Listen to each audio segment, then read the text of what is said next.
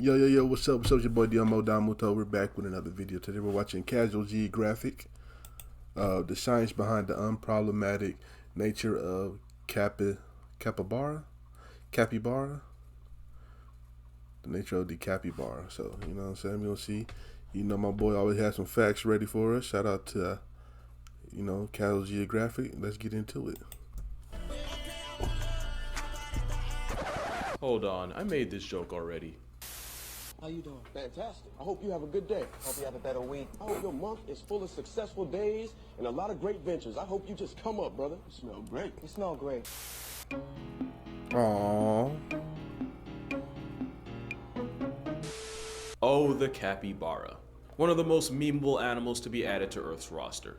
Almost entirely for their sheer positivity. And it's not like that fake positivity from animals like dolphins or performative activists on TikTok. Capybaras are legitimately unproblematic, almost too much for their own good. The thing is, they have no reason to be like this. In fact, they have every excuse to be the exact 180. But first, let's talk about what this aquatic stress ball is. It's a rodent, and pretty much a plus-size guinea pig since that's their closest relative, even though they're like 60 times heavier. Also, guinea pigs are one of the few mammals that can get folded by deep water since they can't swim, which is something cappies know nothing about since half their personality stays in the water with them. Just like their cousins the nutria, which is basically just a beaver you've never heard of, and the pacarana, who's probably most famous for getting abused with soap like a banned Old Spice ad. But out of all rodents, capybara are the heaviest and the ones closest to the weight class of a grown man. And considering how people feel about their cousins 100 times smaller, you would think the capybara would be the most hated oxygen sink on the planet. But the only thing more ironic than the fact that it's the complete opposite is the fact that this chunky chinchilla is so chill, since history shows they should really be the polar opposite. Usually when something's this unbothered, it's because they've never felt any kind of pressure from predators. It's why the quokkas on Rottnest Island have no fear of humans since they have no natural predators. Capybara, on the other hand, have more ops than a rapper with a RICO charge. These gigagerbils have to avoid being discharged from the population by the biggest big cat in North America, a discount store brand crocodile, and a paraplegic Jurassic understudy. Their childhood isn't any easier, because juveniles can get caught up with ocelots, a paralysis demon with wings, and technically pelicans don't count, but it's not for a lack of trying. And normally an animal that has to share an area code with this many threats to its way of life compensates by becoming a problem itself. For example, if zebras had a stripe for everything with the ability to bury them, they wouldn't have a single pixel of pale on them. And we all know those TV static stallions ride that excuse like they get tax breaks from it. It just makes more sense for a prey animal to be more willing to throw down. Predators get active to eat. Prey animals fight to live. But what doesn't make sense is a capybara doing the mannequin challenge 7 years late when there's a homicidal vice grip out looking for calories. It's kind of like honey badgers and capybaras are two ends of the nihilism spectrum. You got the four-legged assault Oreo who doesn't value anyone's life, not even its own, and then there's a hippo hamster who can't be physically bothered enough to care. And you would think this mentality would have gotten a cappy written out of the series of Life by Evolution. Or maybe they have the opposite of the kangaroo situation. The kangaroo situation is that kangaroos used to have to deal with some of the most cartoonishly absurd predators the world had ever seen. Stuff like a 23-foot Komodo dragon or the marsupial lion Thylacleo.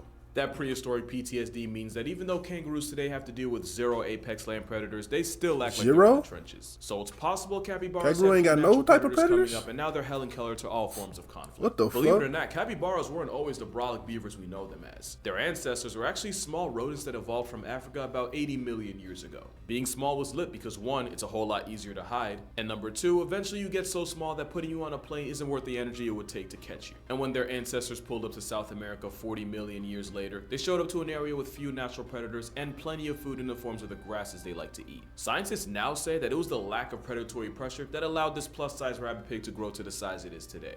That and apparently capybaras have a special form of insulin that's actually better at getting cells to divide and grow. In non-AP biology terms, because I never took that class, this meant that cappies were able to exceed their weight limits without also increasing their chances of getting clapped by cancer. But of course, nature always catches up, and it wasn't like the capybara was tanky enough to disregard danger like manatees are. And in the messed up Uno reverse, becoming a literal Mighty Mouse meant the capybara was now much more attracted to predators than it would have been if it would have stayed the same size pre-bulk. So it's pretty much like cappies today have to pay for how good their ancestors had it. Like Gen Z. It's also possible that the capybara isn't as easygoing as memes want you to think it is. They live in groups, and each group has a dominant alpha male who gets the most food and female validation, which can lead to a lot of infighting in the cappy clan. And no matter how hard the alpha male tries to flex, there's always going to be a few subordinates that get it in behind his back with his women. So even though the dominant alpha male lays more pipe than any single subordinate, a Right. majority of the plumbing actually comes from the subordinates as a whole. The females also get a say in the matter too, mostly because if a female ain't feeling a certain male, she dubs him by nosediving into the nearest body of water, where she can hold her breath for up to 5 minutes. There's actually a lot of drama in the cabbie community if you pay attention long What the enough. fuck? It's definitely not like bonobos, who seem to have all social structure figured out, albeit for R-rated, definitely not safe for work reasons. That still doesn't explain why capybaras are so chill around animals not even in the same species.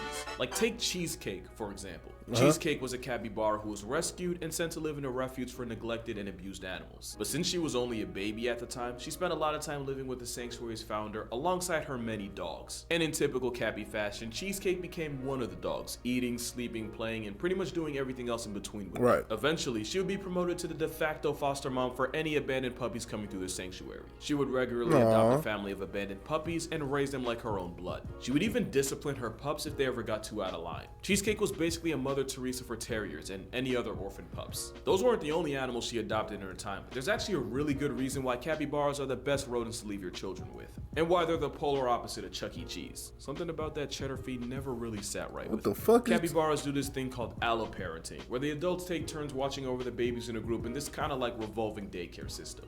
They'll even go as far as nursing pups that aren't even theirs. Pray for bro on the left. He going through some stuff none of us That know nigga. right now. The benefit is Yeah. that in a jungle full of EDP-sized threats to minors, this actually increases the cappy pup's chances at actually surviving long enough to celebrate their birthday. But it also means that Cheesecake wasn't just a stepmother. She was the mother that stepped up. Also, I just want to say that the same sanctuary would end up getting another capybara named Cobbler, and now Cheesecake and Cobbler are homies, and I feel like we should just take some time to appreciate that. Another thing to appreciate is that plenty of other animals like monkeys or painted dogs do the whole alloparenting thing, but cabbies are the only rodents that do it. Well, actually, technically not really.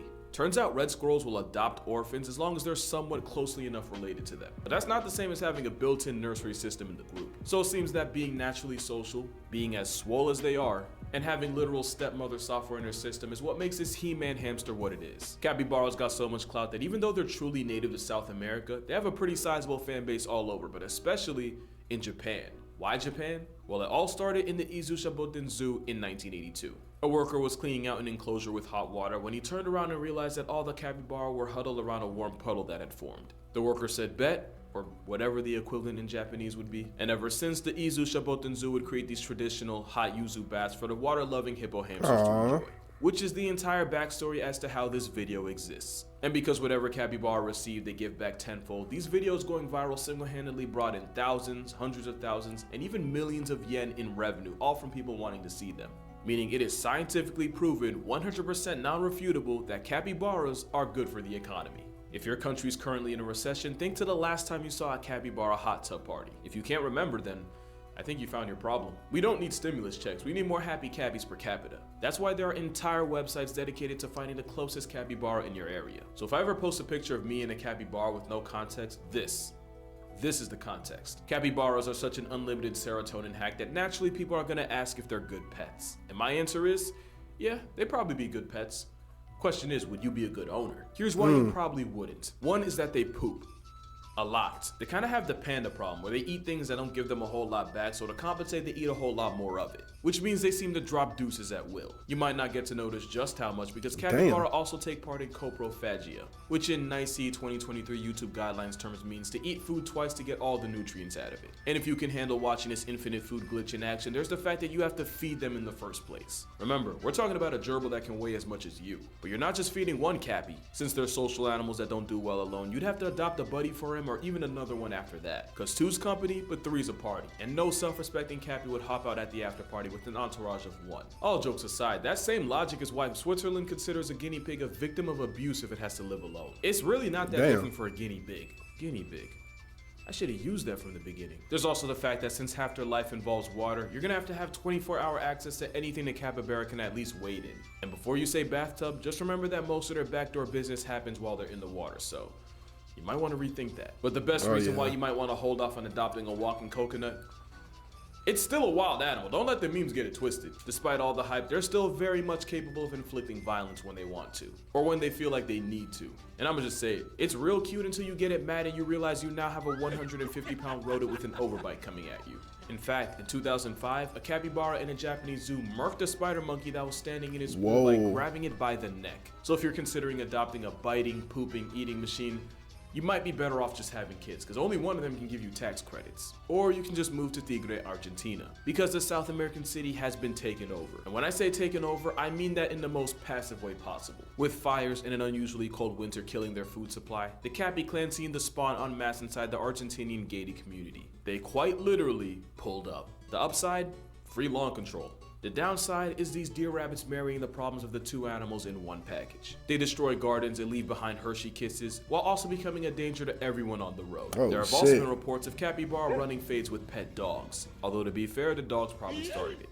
But there is another bright side if you want to look at it that way. The biggest threat to a capybara isn't a jaguar or a caiman. It's actually humans who have historically hunted them for their meat and for their hide to turn into leather. We're their biggest spot by far, and if they decide to take back what's theirs, I'm not going to be mad at it. And the fact that they're doing it to a gated, rich community, I like shit. There's a moral in there. There's a moral. But that's going to do it for this video. For more consistent uploads, be sure to check out my TikTok. So pretty much they're big ass fucking guinea pigs, pretty much. It's like a cool little animal, man. You know what I'm saying? I don't really care too much about animals. You know, keep that between us. I always thought, you know, they stay over there, I stay over here. And never the two shall meet, you know what I'm saying? You know, I might, you know, mess with a dog here and there, or, you know, that's cool, but nah. That's how I feel about animals, you know what I'm saying? People that goes to they go to safaris and shit, fuck all that. Anyway, shout out to the Capybara, shout out to Casual Geographic for this video, and like my reaction, make sure you like, comment, subscribe, and I'll catch y'all next time. Peace.